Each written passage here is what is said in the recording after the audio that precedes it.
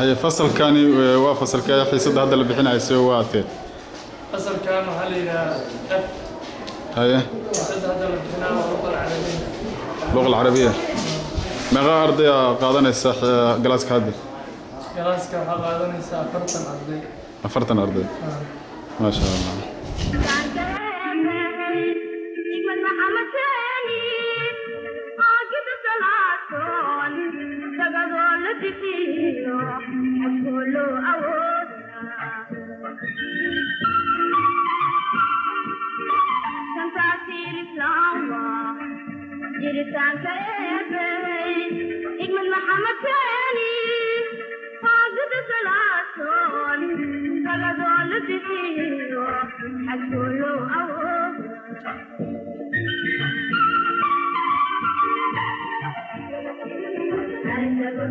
مقعد بشار محمد لي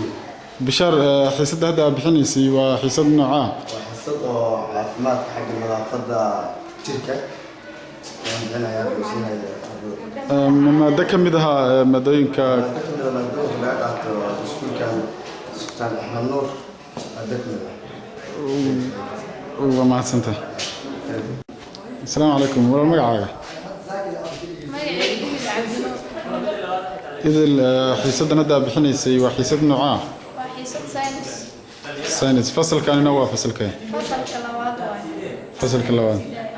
هاي ما غير ده فصل كان رياته وطني الشنر ده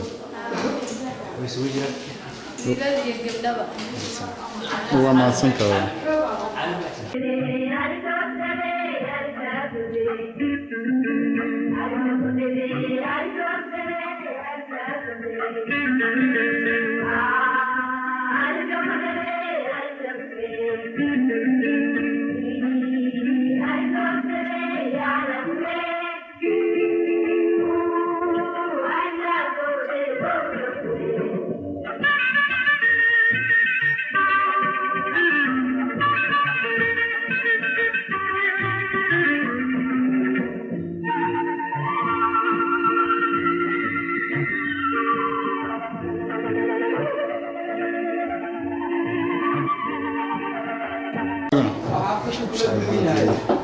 معلمات مملكة كترسين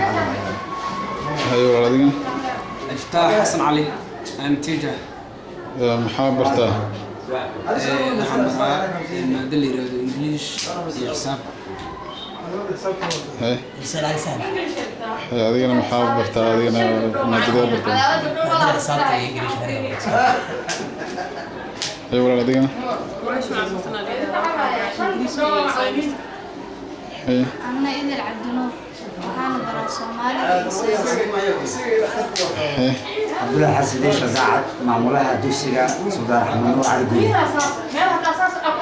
waxaan ugu wartaa maamul iskoolkan meeqa arday ayaa dhigata imisa sana ayuu safraya iskuulku cusub yahay waqtiga furnaanshihiisu imika waxa weeyaan 3 bilood weeyaan August baa la furay waxaan leeyahay October baa la furay waxaana ardaydu gaartay cadadkoodu 740 arday 740 arday dhigata 740 ka arday maxay isugu jiraan dad waaweyn dad yar yar wiilal gabdho maxay ka kooban yihiin waxa weeyaan dadka waaweyn adiga waa 200 iyo maxaa la yiraahdaa 10 iyo dadka waaweyn ay marayaan oo ardayda waayeelka iyo gabdhaha iyo wiilasha inta way isugu jiraan sida kale waxa weeyaan sanadka sagaalaad qofka cumrigiisu 9 ilaa 14 maxaa la yiraahdaa ardayda dhigatay weeyaan galaasyada kale inta soo hartay marka gabdhaha iyo wiilalna way isugu jiraan oo maxaa la yiraahdaa maxaa marka kamida waxyaabaha iskoolku u baahan yahay oo hadda aadnan dhigin sida maadooyinka ama se qalabka iskool oo aadnan haysan anaga maadaama iskoolaha hore meesha ka furan ay jireen waxaanu shuruudahan ahaa ku aqbalaynay qof iskool dhigta inuuna noo imaanin sida darteed ardayda noo timid anaga waa dhammaantood waxa weeyaan arday dugsiga basiga ama asaaska weeyaan waxbarashadoodu marka kulliba maxaa la yiraahdaa manhajka waxbarashada iyo dharkooda iyo maxaa la yiraahdaa waxa qalabkii waxbarashadooda kulliba wax waliba sidii aanu rabno ma hayno waa u baahanahay gaar ahaan gidaarka iskoolka oo aragteen quruxdiisa siduu u egyahay gidaarkiisiina isagana uu naga dhameeyahay oo dhamaystir baan u baahnayn marka kulliba iskoolku wuxuu u baahan yahay heel buu u baahan yahay waxa loo wixii garanaysaa horumarinta jecel maxaa la yiraahdaa deegaanka manhajka waxbarasho iskoolkani waa manhajkii manhajkani waxa weeyaan waa manhajka Soomaaliga ayaa aasaas u ah ayaa u ah buugta arkaysan imaka buugga Soomaaliga for example buuggaas oo kale buugga lixaad weeyaan waa manhajka wasaaradda waxbarashada hidaha iyo tacliinta sare ku qoran yahay kaba ayaa aasaas u ah xagga maxkamada tarbiyada islaamiga kaba isaguna sida marka manhajkaas yaanu haynaa sayniskii waa ka xisaabtii wata sidee sayniskii waka maathkii waka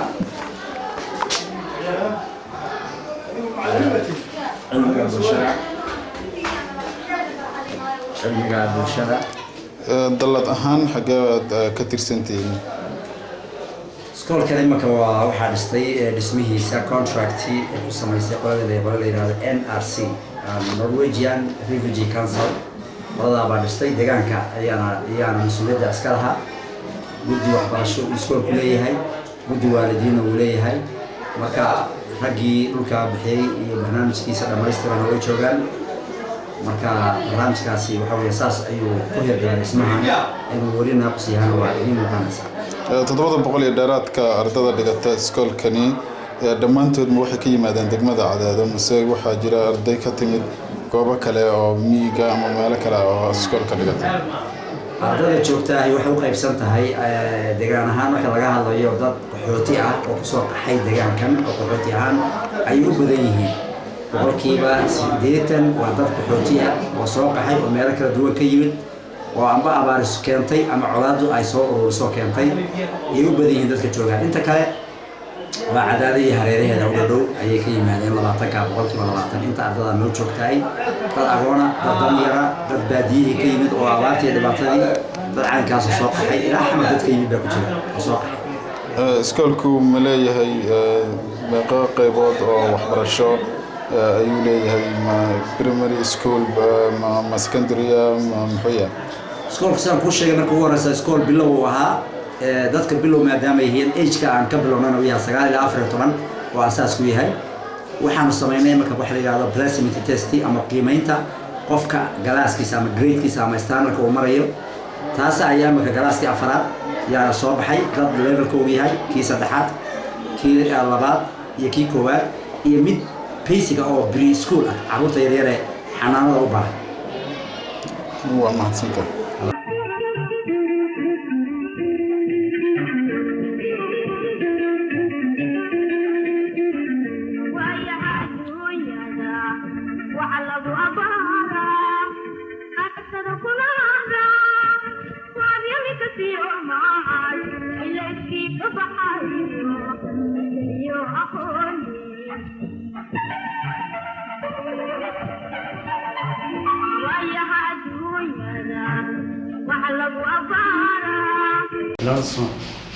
بسم الله الرحمن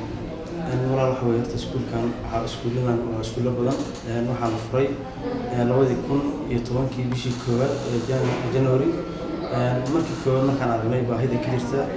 deegaanka cadaado iyo nawaaxigiisa ayaa waxaan fikirnay anagoo dhalinyaro inaan asaasno iskuulo si ay uga faa'iideystaan jaaniska deegaanka ka jira waxbarashada sidaas laajigeed markii aan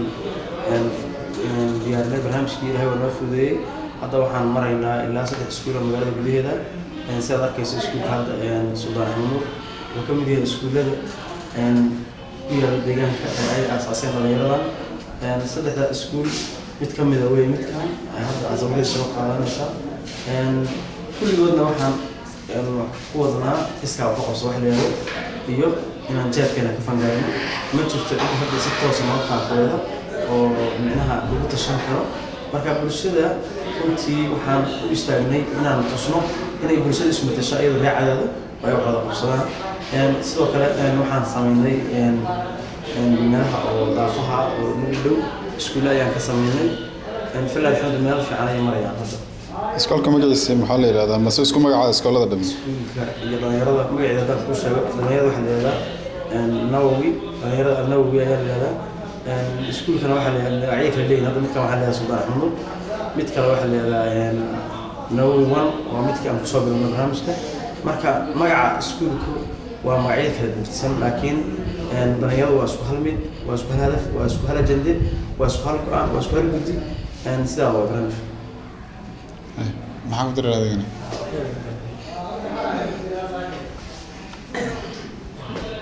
kulli annagu waxaan sidii gudoomiyaha dhalinyarada ururka Nawawi ay sheegay waxaan ku dareemay laakiin aniga gaar ahaan iskuulkaas oo Suldaan Axmed ayaan guddigiisa waxaan ka ahay gudoomiye iskuulkaas 3 bilood ayuu shaqaynayay waxaana dhigata sidii maamuluhu inay sheegay arda 700 iyo dhowr ah marka waxaana u aasaasnay baahida taagan oo aragnay ardadaas oo wax fee ah aan laga qaadin guud ahaanba wax fee laga ma qaado dadkooda waa dad barakacyaal oo qaarna miyiga markii arinka dhamaan ka soo barakaceen qaarna xamar ka soo barakaceen qaarna gaalkacyo qaarna tuulada Galisoor ay ka soo barakaceen iyo miyiga marka aragnay baahidaas iyo xaafadaas oo dansan ayaan aasaasnay iskuulkaas waxaan u aasaasnay in aan kicino ilaa dugsiga hoose sidii waxbarashada macaankeedu u dhadhansadaan inaan nagu jeebkeena ka fangarayno waxaan marka ururada dawliga iyo kuwa aan dawliga ahayn iyo jaariyadaha xubnaha xeeb u sheegayna iskuulkaas oo aan ujeedin dayaca ka muuqda macnaha xagga darbiga in uusan maaragtay wax taakuleeya ama wax ka qabto uusan lahayn oo annaga ka soo haray annagu waxaan awoodi karnay waan wadnaa waxaan awoodi karna ma qaban karna marka waxaan ka codsanaynaa inaad warkaas ciddina maqlayn ciddana maqlaynba ay ciddina talaantaan dacwanba inay naga taakuleeyaan anagu maana asaasay inaan ka helno haddii aan ku daro ninka cabsaa waxaa isaan leedaa waa nin ganacsada inuu iskuulkaas lacag ka helo ma asaasin anigana cali gacmiga baa leedaa aniga aabahii iyo anagu dhan dhaqaal haystaan hayo umana talagelin inaan lacag ka helo laakiin waxaan u talagalay inaan bishaga soo saarno marka waxaan rabnaa in wax laga qabto oo waxbarashada lacagta lagu dhiibaayo qaybta ay xaq u leeyihiin dadkaas maatada oo barakacayaasha in loo soo diro aan ka codsanayno jaalidaha hadday ku dhiibaan waxbarasho lacagta inay lacagteeda ay xaq u leeyihiin soo aan wax biya kama qaadno waana warsan kartiin ardada inta u tagtiin waana aragteen maamulada oo ii sheegay wixii ka jira iskuulka manhajka aan ku dhigno waa manhajka Soomaalida oo wasaaradda hore ay tadbiiqday saasaan ku dhignaa waxaan rabnaa inaan maaragtay tirkelino daladaha uu hoos tagana dalada oo ugu muhiimsan dalada deegaanka FBNS ka jirta inaan hoos weynaa rabnaa marka u baahdo shahaado ardaydu marka waxaan ka codsanaynaa jaaliyadda wixii waxbarasho lacag ku bixinaa ku bixiya